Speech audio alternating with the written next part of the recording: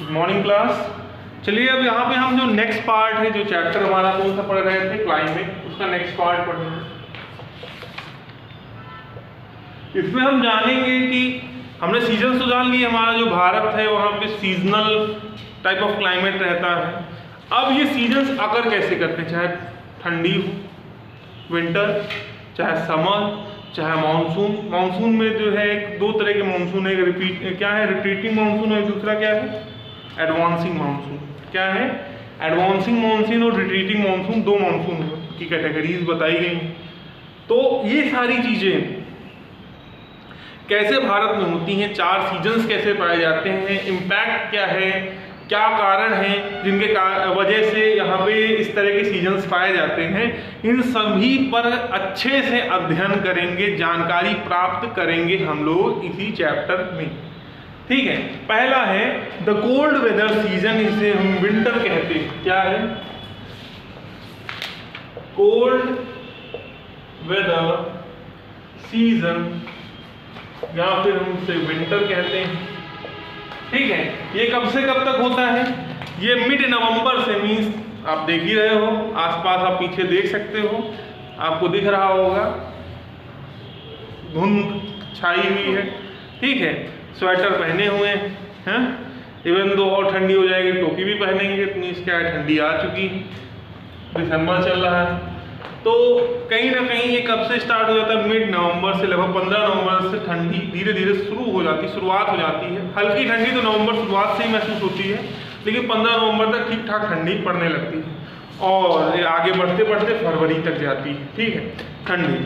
तो अब ये क्या है, ये किस कारण से होता है, तो ये जानना बहुत ज़्यादा जरूरी है कि जो सन है, SON नहीं SUN,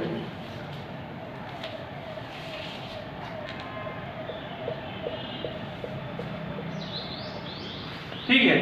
सन जो है वो एक फिक्स पॉइंट पर है, उसका मूवमेंट तो होता नहीं। सन जो है तो फिक्स पॉइंट पे है ना, वो तो मूव करता नहीं।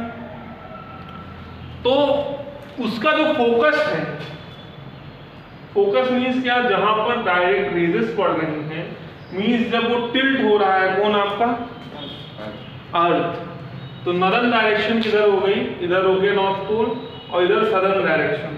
तो इंडिया इधर साइड सिचुएटेड हो गया, यहाँ पे पड़ने लगा, तो यहाँ डायरेक्ट रेजेस कहाँ पे, सदर्न साइड में चल रहे हैं। ठीक है, इज दैट क्लियर? तो जब यहाँ पे फोकस हो गया तो यहाँ पे क्या हो जाएगा, टेम्परेचर रेज करेगा, टेम्परेचर बढ़ेगा, टेम्परेचर बढ़ेगा तो क्या होगा, जो गर्म हवाएं हैं वो कहाँ जाती हैं, ऊपर। तो गर्म हवाएं जो यहाँ से क्या जाएंगी, ऊपर की ओर मूव करेंगी, अपवर्ड साइड मूवमेंट होगा। और जब गर्म हवाएं ऊपर की तरफ मूव करेंगी तो यहाँ पे क्या होगा, लो प्रेशर क्रिएट होगा, नीचे गैप क्रिएट होगा। तो नॉर्दर्न पोल साइड से क्या करेंगी, हवाएं चलेंगी।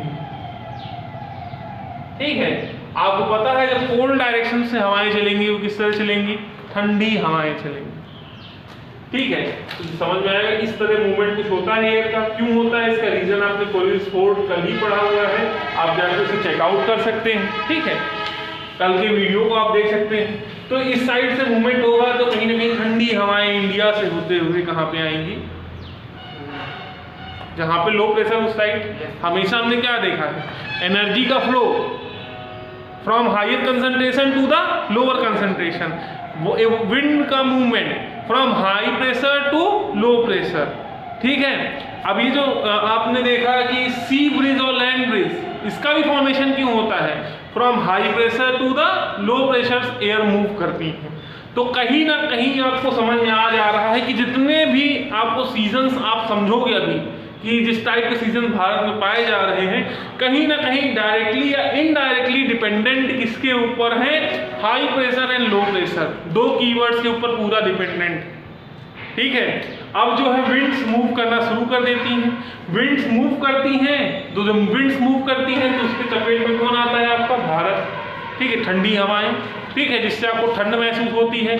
इवन दो जो आपके माउंटेन्स हैं, जैसे कि हिमालयन रेंजेस, हिमाचल, इन सब जगहों पर बर्फबारी, भारी बर्फबारी, आप आजकल के न्यूज़ चैनल्स में देख रहे होंगे, भारी बर्फबारी हुई क्योंकि क्या है, टेम्परेचर कम होने के कारण। आज अभी 10 बज चुके हैं, इवन तो अभी भी धूप आप देख नहीं पा रहे, ठीक है, सूरज ज़्यादा दर्शन नहीं दे पा रहे हैं। इसका मतलब क्या है कि विजिबिलिटी या फिर रेजेस का जो फोकस है यहाँ पर ज़्यादा नहीं है। ऐसा नहीं कि यहाँ पे सन रेजेस है ही नहीं, अगर ऐसा होता तो फिर हमको यहाँ पे फोकस लाइट लगा के रिकॉर्डिंग करना पड़ता, दिखता ही नहीं कुछ। समझ में आया? तो कहीं ना कहीं जो है आपको इसका इफेक्ट देखने को मिलता है। क्या होती है? बर्फबारी होती है। क्यों? क्योंकि जो मॉइस्चर कंटेन्ड है कहाँ पर, एटमॉस्फेयर में, इतना लो टेम्परेचर होने के कारण बारिश की जगह क्या है, बर्फ गिरती है। और जब बर्फ गिरती है तो वहीं से जब हवाएं मूव करती हैं किधर, आपके इंडियन साइड या आपके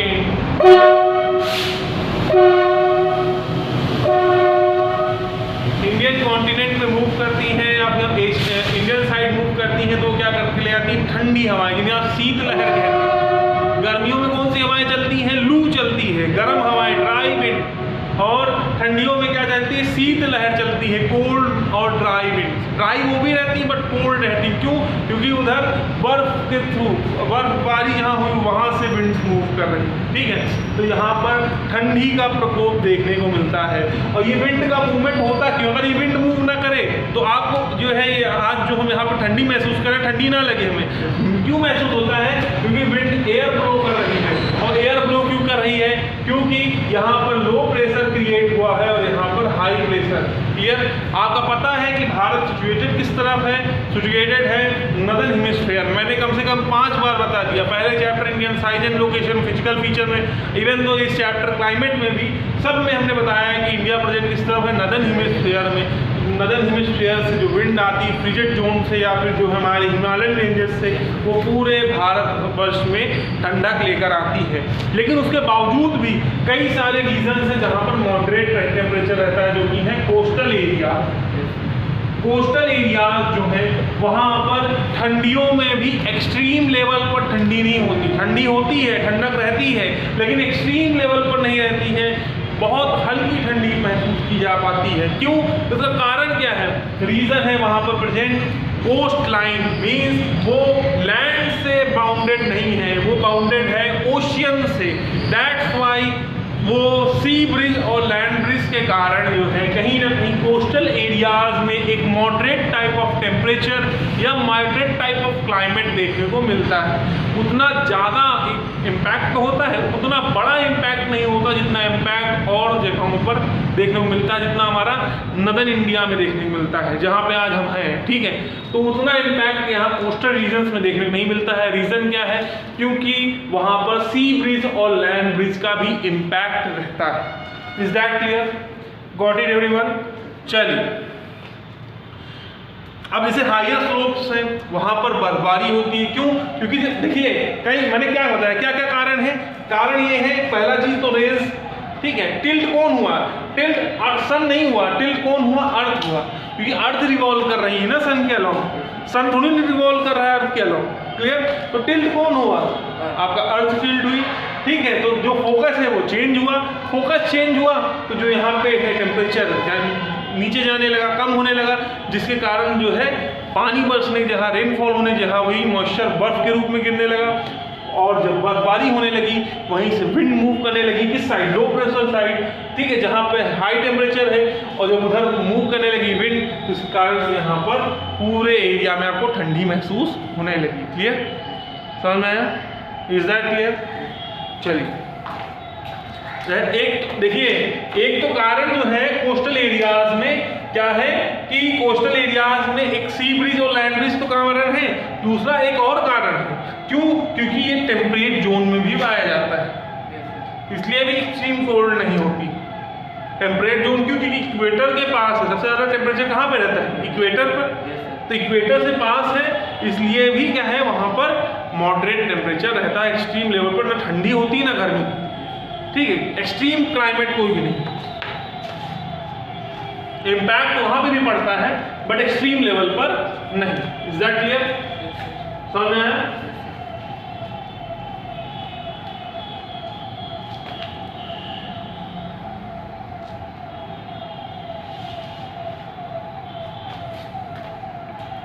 चलिए अब इसमें क्या है, टेम्परेचर जो है गिरने लगता है, और ड्राई तमिलनाडु में जो है रेनफॉल होती है। विंटर सीजन के समय पर तमिलनाडु में रेनफॉल होती है। उसका इम्पैक्ट क्या है, उसका इम्पैक्ट ये है कि जो करंट्स हैं जो कि मूव करती हैं किधर साइड से, नॉर्थवर्ड साइड से साउथवर्ड साइड में, वहाँ उनको जो है मॉइस्चर मिल जाता है, ठीक है, ओशियंस के थ्रू मॉइस्चर मिल जाता है। इसी कारण से वो लौटते समय कहाँ पर रेनफॉल कराती है, तमिलनाडु, ठीक है, तमिलनाडु में इसी कारण से रेनफॉल होता है। रीजन क्या है, क्योंकि जब उन्हें वापस आ रही होती है, जब वो मूवमेंट कर रही होती है किस वक्त साउथवर्ड साइड में, तो पहले तो ड्राई रहती है जब वो लैंड एरिया से मूव करती हैं, लेकिन जहाँ पर उन्हें मॉइस्चर मिल जाता है वही मॉइस्चर जाके वो कहाँ पे खर्च कर देती हैं, तमिलनाडु, ठीक है। मैंने क्या कहा, बारिश क्यों होती है, मॉइस्चर की वजह से ना, बारिश अपने मन से थोड़ी ना होती है। जब तक मॉइस्चर, अगर मॉइस्चर प्रेजेंट ना रहे, वाटर वेपर प्रेजेंट ना रहे एटमॉस्फेयर में, तो बारिश होना पॉसिबल नहीं है। Is that clear?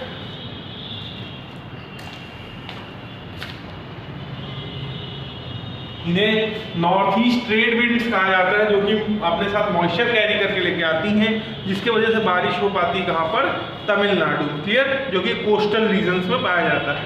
अब फिर दूसरा जो है हॉट वेदर सीजन, दूसरा कौन सा है, the hot weather season, summer,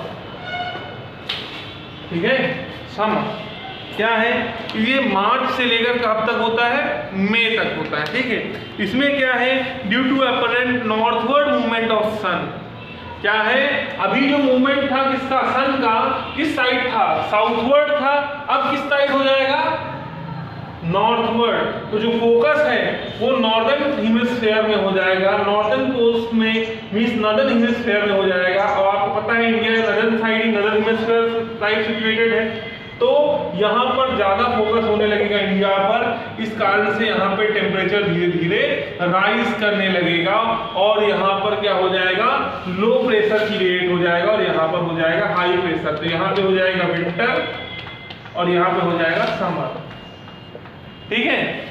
जब यहाँ हाई प्रेशर रहता है तो यहाँ पे क्या रहता है, विंटर, और जब यहाँ पे हाई प्रेशर तो यहाँ पे विंटर हो गया।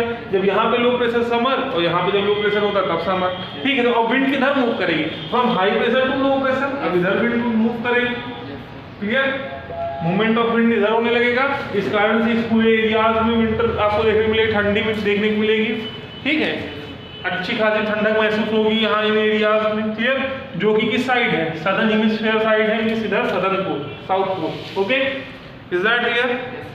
तो अब उसके बाद क्या है, अलग अलग जगहों पर टेम्परेचर अलग अलग पाया जाता है, जैसे कि Gujarat, Madhya Pradesh, northern western part में मार्च में 38 डिग्री सेल्सियस, अप्रैल में 42, और क्या कहते हैं मई तक में 45 डिग्री सेल्सियस। धीरे धीरे धीरे धीरे टेम्परेचर बढ़ता रहता है, जैसे जैसे मूवमेंट अपवर्ड साइड होता रहता है वैसे धीरे धीरे टेम्परेचर भी रेज अप होने लगता है, बढ़ने लगता है सभी एरियाज में, clear, is that clear.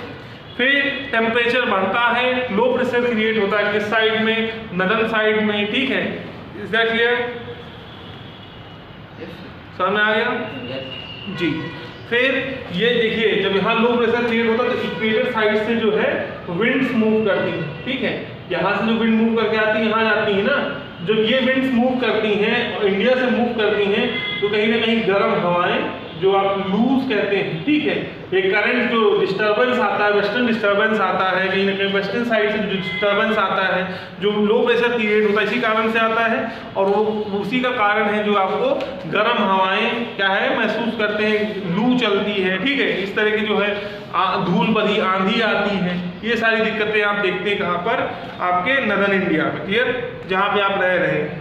Till may and खत्म होते होते फिर क्या हो जाता है, लू, स्ट्रॉन्ग हॉट ड्राई विंड्स, गर्म हवाएं, क्या है, लू चलने लगती है, थार डेजर्ट से पटना साइड जो है गर्म हवाएं, लू, जिसे आप वेस्टर्न डिस्टर्बेंस कहते हैं, वेस्टर्न डिस्टर्बेंस क्या मतलब यहाँ के डिस्टर्ब नहीं कर रहे हैं, वो डिस्टर्बेंस क्या जो हवाएं आ रही हैं जो कि यहाँ के मौसम पर अपना इम्पैक्ट छोड़ रही हैं, यहाँ के मौसम को डिस्टर्ब कर रही हैं, ठीक है। तो थार डेजर्ट साइड से खूब गर्म हवाएं, धूल भरी आंधियाँ चलती हैं, पटना साइड में खूब तेजी से क्या कहते हैं आंधी, धूल भरी आंधी और लू का इम्पैक्ट आपको देखने को मिलता है मई के अंत तक धीरे धीरे, क्योंकि तब तक टेम्परेचर अपने एक्सट्रीम पॉइंट पर पहुंच जाता है, एकदम हाई लेवल पर। क्लियर? आपको पता ही है थार डेजर्ट एवं राजस्थान में लगभग 50 डिग्री सेल्सियस तक टेम्परेचर, हाईएस्ट टेम्परेचर पहुंचता है। क्लियर?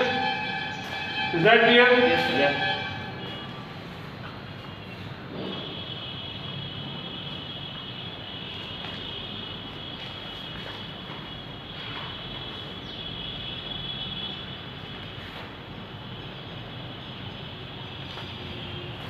फिर एडवांसिंग मानसून जो कि जून से सितंबर तक रहता है। एडवांसिंग मानसून ठीक है, अर्ली जून, जून की शुरुआत में ही ये क्या है, ये मॉइस्चर लेकर आने लगते हैं। अच्छा,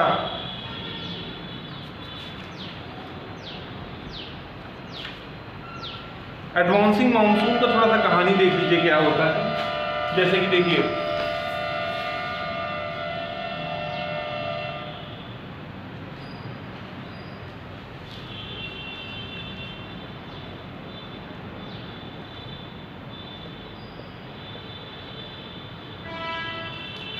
ये अर्थ, ठीक है। विंटर के बाद क्या आ रहा है आपका समर। तो जब विंटर थी तब किधर था आपका समर, किधर था सदर्न हेमिस्फीयर में था, ठीक है। तो यहाँ पे क्या था आपका विंटर था, और यहाँ पे क्या था, जब यहाँ पे विंटर हुआ तो इधर क्या हो गया, समर हो गया, ठीक है। तो आपको ये सब चीजें हो क्यों रही हैं, आपको पता है कि जो शिफ्ट हो रहा है किसका, डायरेक्शन रेजेस का जो इम्पैक्ट पड़ता है अर्थ के ऊपर, वो शिफ्ट हो रहा है ऊपर नीचे। क्लियर? तो जब यहाँ पे विंटर थी तो जो एयर थी इधर मूव कर रही है,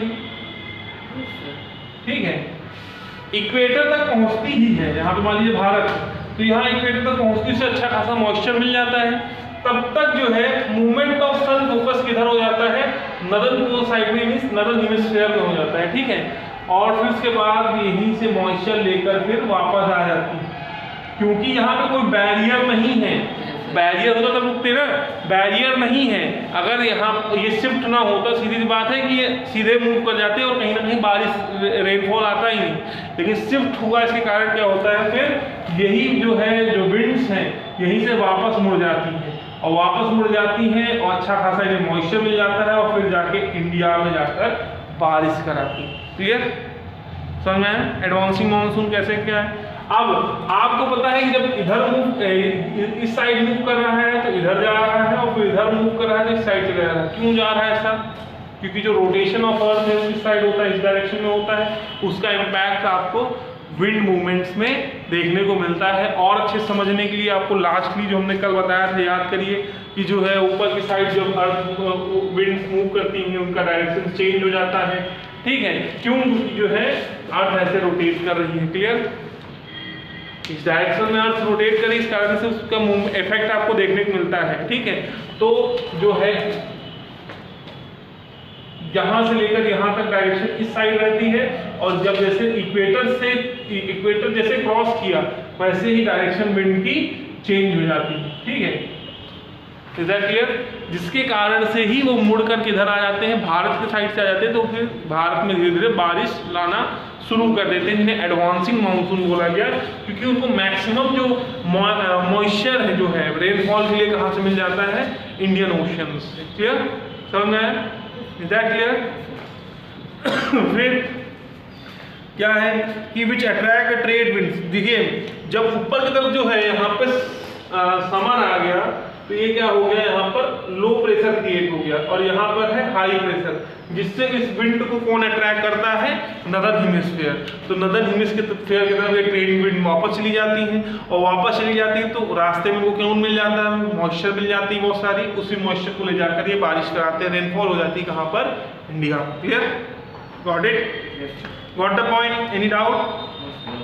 चलिए, तो इसी कारण से सदर्न हेमिस्फीयर से जो विंड है किस साइड मूव करने लगती है, northern hemisphere. Clear? These winds carry moisture from ocean। ये विंड को मॉइस्चर कहाँ मिलता है, ओशन से। इनकी वेलोसिटी स्पीड कितनी रहती है, लगभग 30 किलोमीटर पर आवर के हिसाब से इनकी स्पीड रहती है। ठीक है, वेलोसिटी रहती है इनका मूवमेंट, इनका किसका, इन्हीं ट्रेड विंड्स का।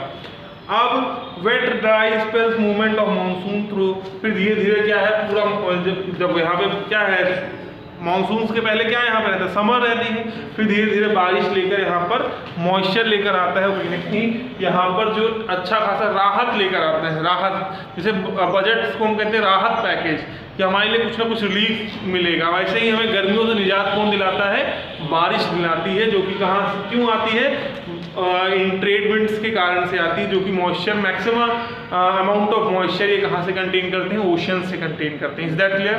Got the point? ओके। फिर retreating monsoon, transitional seasons October to November. Retreating monsoon क्या है भाई, देखिए एक तो आपका जो है बैरियर, मैंने आपको बताया था इंडिया में जो बैरियर प्रेजेंट है, हिमालयन रेंजेस, वो क्या करती हैं, वो रोकती हैं किनको, इन विंड्स को आगे मूव करने से, जिससे maximum amount of rainfall Bharat में होता है। सबसे ज़्यादा बारिश जो है भारत में होती है। क्यों भाई, से ये मान लीजिए आपका माउंटेन, अब यहाँ पे विंड्स हैं, अब धीरे धीरे धीरे धीरे धीरे धीरे ऊपर मूव करेंगे, जब तक ऊपर पहुंचेंगे तो जितना भी उनका मैक्सिमम अमाउंट ऑफ रेनफॉल है, जितना उनके पास मैक्सिमम अमाउंट ऑफ मॉइस्चर है, वो सारा बारिश किस साइड करा देंगे, विंडवर्ड साइड। ठीक है, विंडवर्ड साइड, और लीवर्ड साइड बारिश कराने के लिए उनके पास मॉइस्चर खत्म हो जाएगा। और तब तक क्या हो जाता है, जो फोकस ऑफ द सन है वो शिफ्ट हो जाता है किस साइड में, सदर्न हेमिस्फीयर में, और फिर से जो है विंड्स जो है वापस मूव करने लगते हैं। जिस पैसेज से ये आते हैं उसी पैसेज से वापस आने लगते हैं, इसीलिए इनको कहते हैं रिट्रीटिंग मानसून। क्यों? क्योंकि जब यहाँ पे हो जाता है आपका समर, ठीक है, जब फोकस चेंज हुआ, यहाँ समर हो गया, फिर यहाँ पे हो गया लो प्रेशर, और यहाँ पे धीरे धीरे क्रिएट होने लगा हाई प्रेशर, इस कारण से विंड्स ये वापस फिर से आने लगती। ठीक है, ये साइकिल हमेशा चलता रहता है। ठीक है, यहाँ पे विंटर स्टार्ट होने लगता है, तब तक फिर ये आते आते धीरे धीरे इक्वेटर में आते हैं, फिर जाके ऊपर लो प्रेशर क्रिएट हुआ तो फिर इनको ट्रेड विंड को क्या मिल जाता है, मॉइस्चर मिल जाता है, फिर वापस एडवांसिंग मानसून लेकर चले आए। तो ये साइकिल हमेशा पूरे साल 10 साल रिपीट होता रहता है। ठीक है, इसीलिए हम इनको क्या माना, सीजनल माना। क्लियर? कि अगर ये एक बार होता, रिपीट ना होता, तो सीधी सी बात है ये कि कोई क्लाइमेटिकल चेंज थोड़ी ना, कोई हम सीजन्स थोड़ी ना मानते, कोई समय निर्धारित थोड़ी ना करते। समय इसीलिए निर्धारित है, समय निर्धारित इस वजह से क्योंकि हर साल ये साइकिल रिपीट करते रहते हैं। जैसे वाटर साइकिल है, बारिश हुआ, फिर पानी इवोपरेट हुआ, फिर जाके बारिश हुई, तो ये साइकिल रिपीट कैसे कर रही है, वैसे ही रेनफॉल की भी cycle, rainy season, advancing monsoon, retreat monsoon, winter, summer, ये रिपीट करता रहता है। क्लियर? समझ में आया? इसीलिए इनको 4 मेन सीजन्स में इनको हमने डिवाइड किया है। कहाँ पर? भारत में। इसका इम्पैक्ट भी पड़ता है पूरे देश भर में, क्योंकि अलग अलग टाइप की क्रॉप्स आप उगा पाते हैं। Clear? Due to the upper and southward movement of sun, मैंने बताया ना रिट्रीट मानसून क्यों होता है, क्योंकि जो अब सन का मूवमेंट किस साइड, साउथवर्ड साइड हो गया, तो यहाँ तक जो पहुंची है विंड्स, अब फिर वापस फिर किधर जाने लगी, इक्वेटर साइड। ठीक है, किस ओर जाने लगी, साउथवर्ड साइड जाने लगी वो ट्रेड विंड्स। ठीक है, और फिर जब जाके ऊपर फिर समर हो जाता है, तो फिर वही ट्रेड विंड्स यहाँ से क्या कहते हैं, क्या मॉइस्चर लेकर के फिर वापस जाने लगती हैं रेनफॉल एडवांसिंग मानसून के लिए। क्लियर? तो ये प्रोसेस हमेशा रिपीट करता रहता है। क्लियर? समझ में? अब जहाँ पे मैक्सिमम लेवल ऑफ रेनफॉल होता है वहाँ पे आपको एवरग्रीन फॉरेस्ट देखते हैं, जहाँ पे बहुत कम रेनफॉल होती है वहाँ पे आपको डेजर्ट्स दिखते हैं, जहाँ पे ठीक ठाक मॉडरेट रेनफॉल होता है वहाँ पे भी हरी भरी घासें दिखती हैं। क्लियर? तो अलग अलग जगहों पर अलग अलग चीज़ें कैसे देखने को मिलती हैं, क्योंकि हर एक सीजन का इम्पैक्ट हर जगह पे इक्वल नहीं होता है। थार डेजर्ट की तरह अगर हर जगह टेम्परेचर होने लगे 50 डिग्री सेल्सियस, तो हो सकता है पूरा देश हमारा बंजर हो जाए। ठीक है, कहीं पे कोई अनाज हो ही नहीं सकता। क्लियर? समझ में आया आप लोगों को? Is that clear? Yes.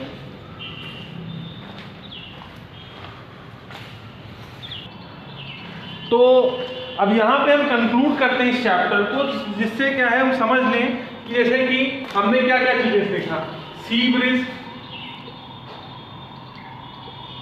और land bridge,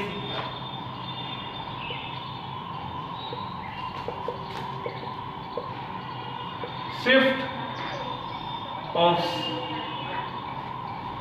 shift of focus of sun, shifting focus of sun, high pressure and low pressure, relief feature,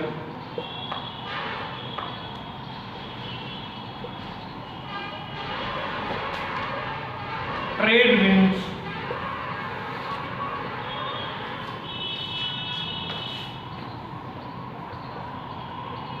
और एक फोर्स का नाम बताइए जरा नाम, spelling, spell it out, CO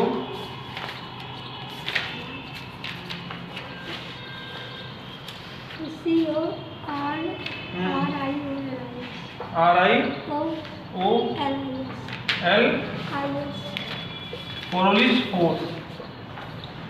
देखिए ये कुछ कारण हैं, जैसे हमने यहाँ पर भारत में सीजनल टाइप ऑफ क्लाइमेट देखा, ठीक है। तो जैसे सी ब्रीज, लैंड ब्रीज क्या है, इसमें भी आप सर्टेन, सीधी सी बात करें, जब लैंड एरियाज, सी ब्रीज में क्या है, लैंड एरियाज में क्या हो रहा है, लैंड एरियाज में लो प्रेशर है, मींस टेम्परेचर बढ़ गया दिन के समय पर, डे टाइम पर होता है, लो प्रेशर क्रिएट हो गया है। और ओशियन एरिया में, वाटर एरियाज में क्या है, हाई प्रेशर है। हाई प्रेशर है कहाँ पे, ओशियंस में। तब क्या होता है, विंड मूव करती कहाँ से, विंड मूव करती है सी से कहाँ पर, लैंड के साइड। इसीलिए इसे नाम क्या दिया गया, सी ब्रीज। लैंड ब्रीज क्या है, लैंड ब्रीज क्या है, जब लैंड एरियाज में क्या क्रिएट हो गया, हाई प्रेशर क्रिएट हो गया,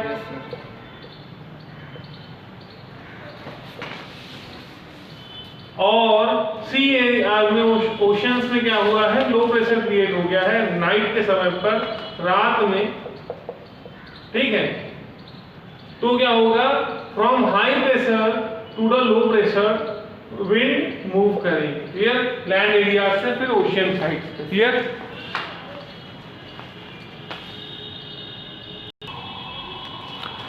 चलिए सी ब्रिज और लैंड ब्रिज देखा, ठीक है। अब इसमें आपको मैंने एक चीज बताया ही कि आप उसमें चेकआउट करिए कौन सा सही है, इसमें क्या कुछ कमी है कि नहीं।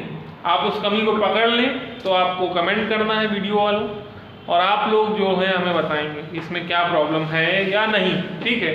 थोड़ा सा कंफ्यूजन होता है, उसी कंफ्यूजन के आप ऊपर डाल रहे हैं, बताइए सही है या गलत, ठीक है। अब शिफ्टिंग ऑफ फोकस ऑफ सन, आपको देखा ही, जब सन मूव करता है किस साइड, नॉर्दर्न साइड में मूव करता है, नॉर्दर्न हेमिस्फीयर में, तो वहाँ लो प्रेशर क्रिएट हो जाता है, तो सदर्न साइड से भी विंड्स मूव करने लगती हैं। जब सदर्न साइड में मूव करता है तो वहाँ पे लो प्रेशर क्रिएट होता है, गर्मी आ जाती है, तो नॉर्दर्न साइड से विंड्स मूव करती हैं, तो आप देखते हो उस साइड, ठीक है।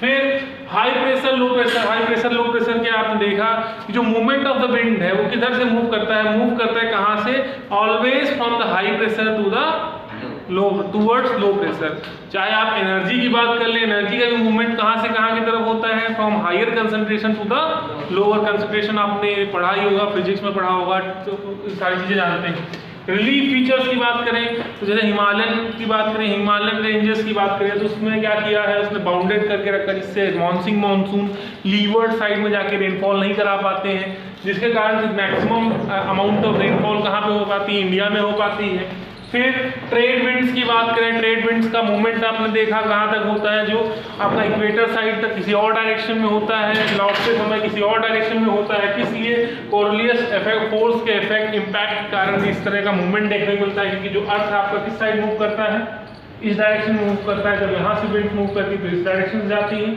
और यहाँ से मूव करती है तो इस डायरेक्शन में जाती है, clear.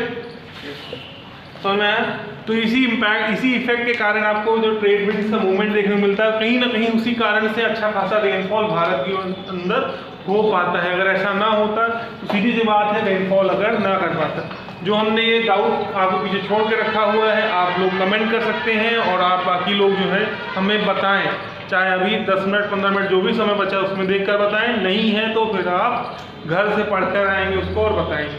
Thank you very much for watching this video. और यहीं पे जो हमारा 4th चैप्टर था वो कंप्लीट होता है। नेक्स्ट चैप्टर जो हमारा है natural vegetation and wild life करके जो नेक्स्ट चैप्टर है उसे हम कल कंक्लूड कर देंगे, देन आफ्टर फिर साइंस का रिवीजन स्टार्ट करेंगे। Thank you very much. Okay.